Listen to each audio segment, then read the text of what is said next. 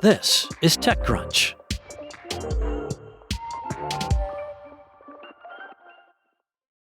You might think the big story out of Match Group's first quarter earnings is Tinder's turnaround. The dating app's revenue is slightly up again after quarter of declines. But we'd like to point to a comment the chief financial officer made about how the company is slowing its hiring right now because it needs more money to pay for AI tools for its employees. Ha yes, the good old let's blame AI strategy. While speaking to analysts on the first quarter earnings call, Match Group CFO Stephen Bailey talked about how the dating app giant was investing in AI technology for internal use at the company, as well as how Match was paying for it. He said, "We're making a big push around AI enablement.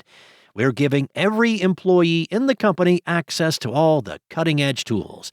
We're giving them the training they need to succeed. We're setting expectations. We really want to become an AI native company." He added, "We think it's a huge opportunity, but these tools cost a lot of money, as I'm sure you know. And so the way we're helping to pay for that is by slowing our hiring plans for the rest of the year." The company assured investors that the impact would be cost neutral, as the slowed hiring and lower headcount would make up for the increased software expenses. Plus, Match Group is betting that the increased productivity from employees' use of AI will ultimately increase revenue growth, the number cruncher explained. While on the surface, this looks like another example of AI taking people's jobs, in this case, forcing a company to lower its number of open positions, there's likely more nuance to this story. So, let's keep in mind that Match Group's flagship app, Tinder, has been struggling in recent years. This quarter may be the start of a turnaround as monthly active users declined by 7% in March compared with the far steeper 10% drop a year ago.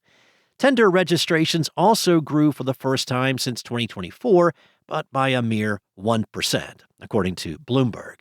Now, this is perhaps a positive sign for Tinder, or it might be a brief blip driven by users' curiosity around various product improvements and new features like in-real-life events. Time will tell. Match Group remains a company that has to work to squeeze more money out of an oft-dwindling, less active user base, which, to the company's credit, it did exactly that. Match's revenue was $864 million in the first quarter, up 4% year-over-year. However, its next quarter estimates are coming in lower, around $850 to $860 million, down 2% to flat year-over-year. All these struggles come after many months of what appears to be a growing disinterest in the use of dating apps by younger people. This generational shift sees people opting to meet up in real life, perhaps by pursuing an interest, like running, book clubs, or a hobby that connects them with other people, which then, in turn, expands their network, increasing their chance of meeting someone new. The trend coincides with a resurgence of nostalgic tech like digital cameras, flip phones, boom boxes, and even landlines, signaling a generation that's feeling burned out by always-on connectivity and looking for analog pleasures. Match Group is aware of this significant shift and says it's pivoting to address the challenge by increasing the number of its own in-real-life events. Match's CFO said that Gen Z desperately wants to connect. They know they want to meet new people. They just want to do it in a low-pressure, low-stakes way that doesn't feel like a job interview.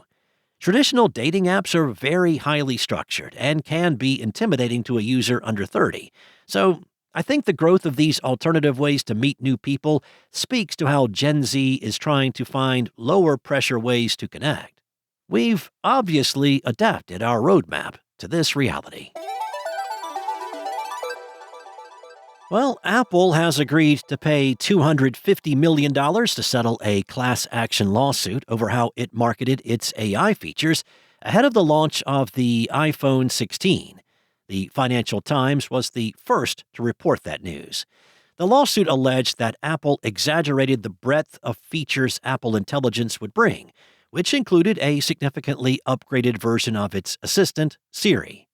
The complaint alleges that the company created the impression that advanced AI capabilities would be available to users sooner than they actually were. In particular, the plaintiffs allege that Apple overstated both the readiness and functionality of these features, particularly the promised improvements to Siri, which have yet to fully materialize. As a result, the complaint claims people who bought the iPhone 15 or iPhone 16 believed they were paying for cutting-edge AI tools that were not actually available at the time of purchase. The lawsuit framed this as false advertising and says Apple's marketing influenced buying decisions based on features that were incomplete or delayed. Apple did not admit to wrongdoing in court, but has chosen to settle the case rather than continue with litigation. Under the proposed agreement, eligible U.S. customers who purchased the iPhone 15 or iPhone 16 between June 10, 2024 and March 29, 2025 could receive up to $95 per device. Apple has been touting a more advanced version of Siri ever since it unveiled Apple Intelligence in 2024 during WWDC. The anticipated updates are expected to help Siri function more like modern AI chatbots, such as ChatGPT or Claude. The upgraded experience is rumored to be powered by Google Gemini, though newer reports state the company's next iPhone operating system may let users choose from a number of third-party large language models.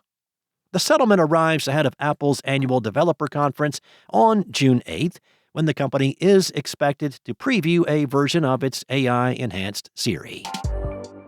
That's all for now. For more stories like these, go to TechCrunch.com.